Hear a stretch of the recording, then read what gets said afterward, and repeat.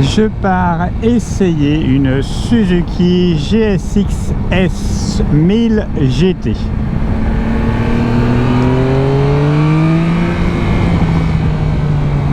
Et du coup la comparer avec ce que peut offrir la Tracer 9 GT que je possède depuis déjà près d'1 an. Et vous allez me dire mais c'est pas des motos comparables. Et bah si, pour moi c'est tout à fait des motos comparables, puisque ma moto coup de cœur reste à ce jour la Ninja 1000 SX de Kawasaki.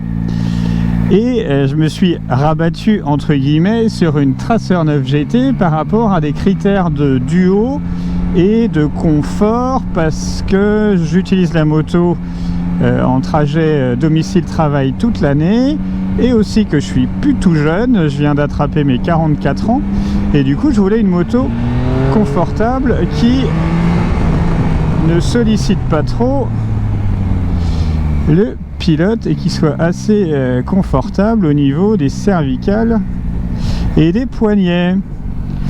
Mais du coup ce choix de raison me titille toujours. Et nouveauté, mon épouse s'est remis à la 125 il y a 1 mois, et il y a 2 jours s'est inscrit pour le permis moto.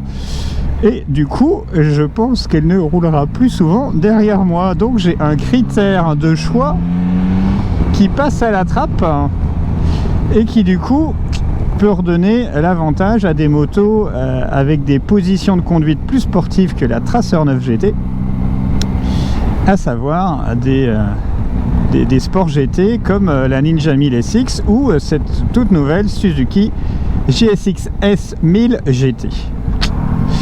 Donc nous allons voir cela tout de suite. Allez.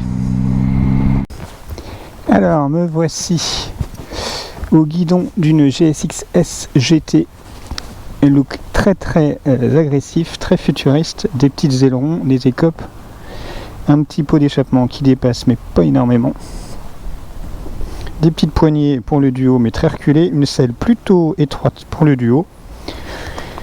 Mais bon, vu que ma femme maintenant aura sa propre moto, le duo c'est que pour ma petite fille de 10 ans, donc c'est bon, elle aura la place.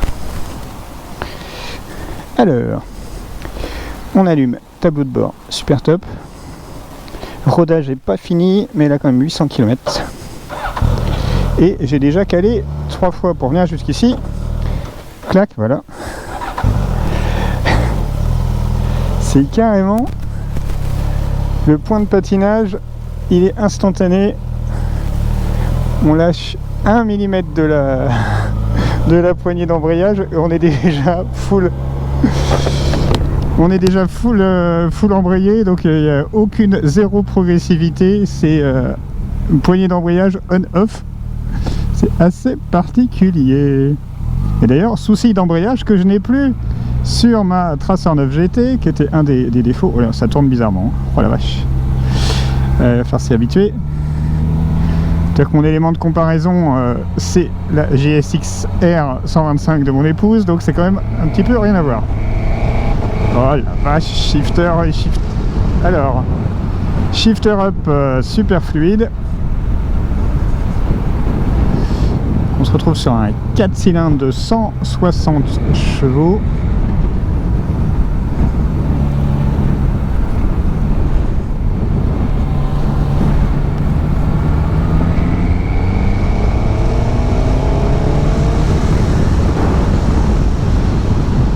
Ça tracte pas mal. Ça freine pas mal. Alors la rétrovision, un petit affinage des réglages du rétro. Oh. N'importe quoi. Je suis à 5000 tours. La zone rouge est avant 12 000. C'est vraiment impressionnant. Oh, par contre, c'est pas... Et il faut bien l'amener dans les courbes, c'est pas intuitif. Hein.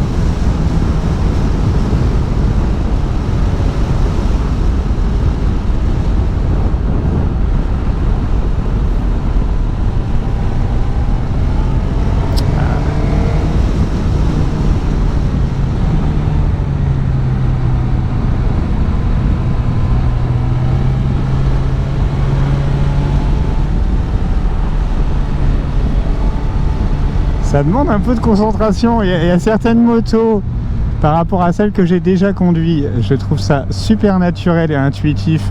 Il n'y a qu'à regarder et ça y va. Celle-là, il faut que je me concentre un peu plus pour que ça donne ce à quoi je m'attends. Au niveau de la position de conduite, par rapport à ma Tracer 9 où je peux conduire le dos très droit, ben là je trouve que c'est encore tout à fait fréquentable. Le guidon il est bien attaché au-dessus du T de fourche et pas avec les demi-bracelets comme j'ai sur la GSX-R 125 de mon épouse. Donc au niveau du confort, oui, on n'est pas... on peut conduire plutôt droit, plutôt décontacté. Se posera le problème dans cette posture-là du manque de protection parce que la bulle est fixe. Donc je me suis déjà plaint lors d'essais précédents des motos qui avaient des bulles qu'on ne pouvait pas régler en roulant, mais là c'est carrément fixe. Donc effectivement quand on roule buste de droit, on est au grand air. Test 6e à 30, 1500 tours. Ça reprend sans à-coups. Impressionnant. Bon.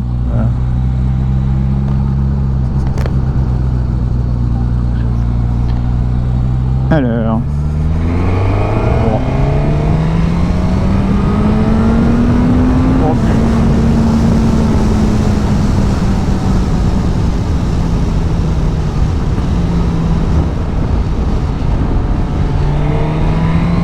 Oh la vache! Voilà, je suis en mode sport.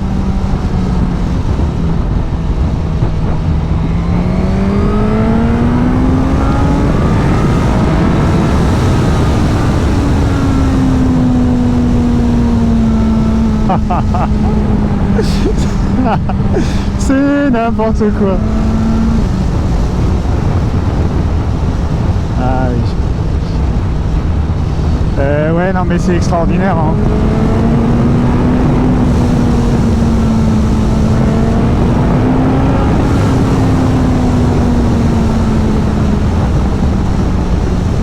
C'est juste démoniaque.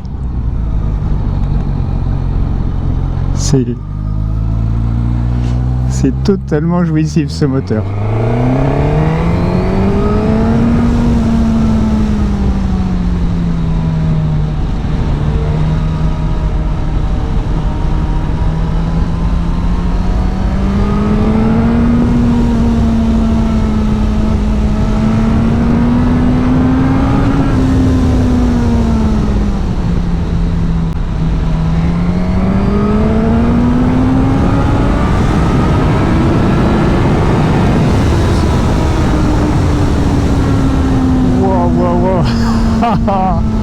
Ok. Ouais, ben en seconde, je me suis pris des vitesses que j'ai jamais pris en seconde.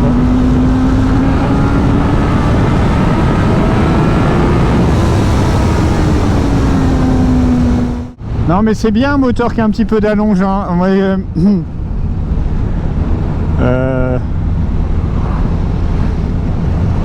Ah, je suis sans voix parce que quand tu vois regardez ce contour là, je suis à 60 à l'heure en 6ème, ça broute pas, je suis à 2005 et le moteur, je l'ai monté jusqu'à 10-11 000.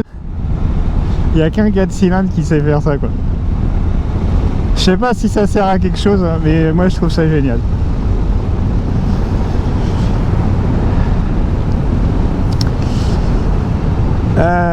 Ok, ah bah ça me laisse sans voix, ça va pas du tout là. Toujours à se projeter, toujours le même problème. À chaque fois que j'essaye une moto, je me projette sur et si je l'achetais. Donc pour moi, donc le moteur est vraiment extraordinaire, peut-être même un cran au-dessus de celui de la Kawa. sur la Ninja, présent sur la Ninja 1000 SX. Une vraie capacité à conduire relax, une position bien haute. Donc en ville, dans les bouchons, on n'a pas l'impression d'avoir les cervicales vraiment tordues en arrière ou appui trop fort sur les poignets. C'est juste que dans cette position-là, voilà, on n'a pas de protection. Donc ça, on va le voir sur la 4x un peu plus tard. Au niveau ergonomie et confort du pilote, les repose-pieds sont pas trop hauts. J'ai pas eu de crampes. Souvent j'ai des crampes sur les motos que j'essaye quand elles sont un peu trop sportives. Et là j'ai pas l'ombre d'une crampe, donc c'est vraiment bien. C'est un bon compromis sport confort. On est vraiment bien pour une conduite tranquille.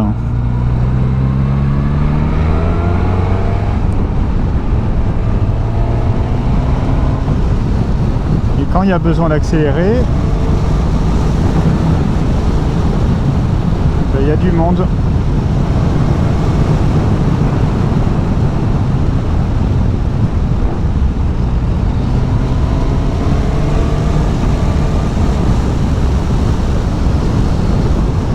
Et donc effectivement la position assise bien droite, on sent beaucoup de vent dans le torse, mais il n'y a pas de turbulence dans le casque. On a le flux d'air constant dans le casque.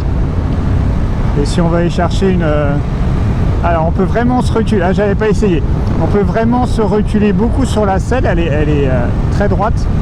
Donc les grands gabarits pourront ajuster leur position sur la selle. Et la bulle est quand même extrêmement petite. Pour les longues sessions d'autoroute, ça doit être quand même un peu juste. Faut être complètement accroupi.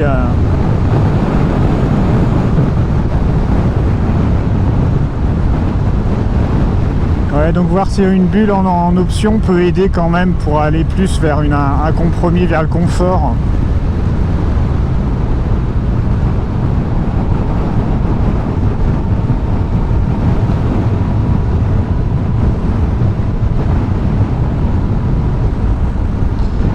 Ouais, peut-être un petit souci pour les grands trajets. C'est si pour faire des grandes routes ou des jonctions sur 4 voies, pour être à l'abri du vent, il faut être complètement couché sur le réservoir avec le cou complètement replié pour voir quelque chose. Ça va pas aller. Je suis trop vieux. Faudra que je garde ma Tracer 9 qui sur ce coup là est un peu plus adapté, avec sa bulle plus haute et réglable en hauteur. On peut se caler dos droit sur la 4 voies, on remonte la bulle et on est quand même protégé, quoi.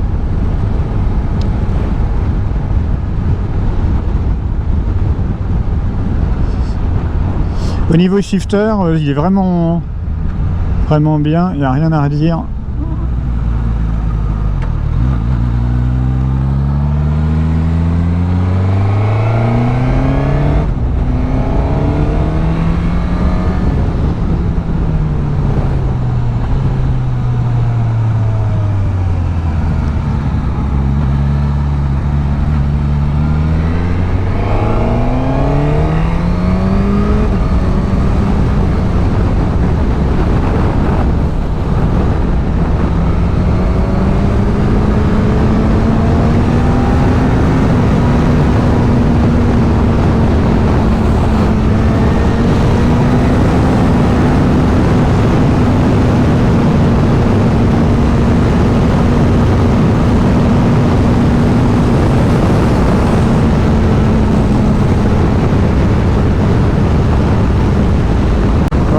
Sur la 4 voies à grande vitesse,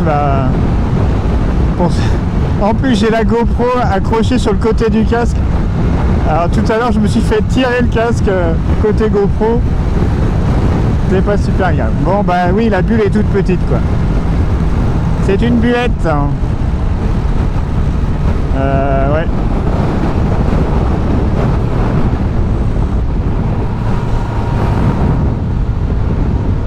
Alors résultat des courses, bah, si vous faites pas trop d'autoroute, la moto est géniale.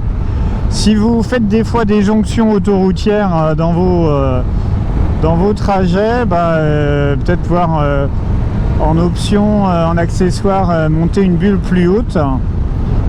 Sinon le moteur est extraordinaire. Mais au final le compromis proposé il est un peu trop sportif pour mon usage.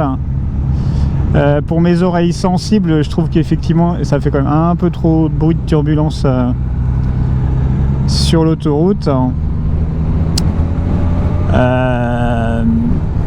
Mais autre point quand même à considérer, c'est que la position de conduite est vraiment cool. Donc même si vous faites du trajet urbain ou des bouchons, bah, on est quand même vachement... On n'a pas de contraintes au niveau du dos, des cervicales et des poignets, ça c'est bon. Et bah, l'inconvénient c'est juste que quand vous roulez droit, bah, vous avez zéro protection. Et quand vous roulez couché sur le réservoir, vous avez une protection moyenne avec la bulle d'origine.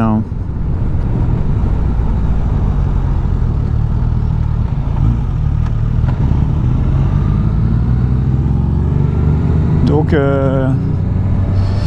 je dirais que Suzuki a choisi un compromis plus sport que GT, mais ça reste une proposition intéressante et n'hésitez pas à vous faire votre propre opinion. Et si vous avez pu l'essayer, bah, n'hésitez pas à nous partager votre opinion en commentaire de la vidéo.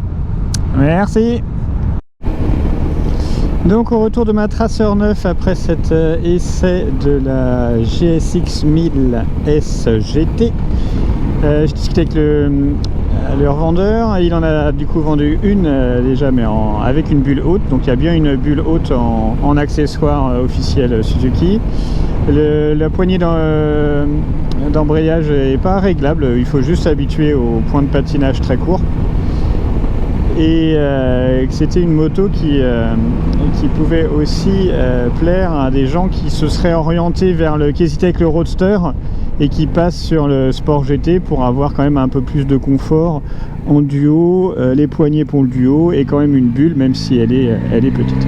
Donc un compromis orienté sport assumé et qui pourra trouver ses adeptes, même si moi personnellement je vais rester avec ma moto plus sage ou ma moto de vieux qui a quand même un peu de caractère au niveau moteur, mais quand même un peu moins que les 160 chevaux de la GSX S1000 GT.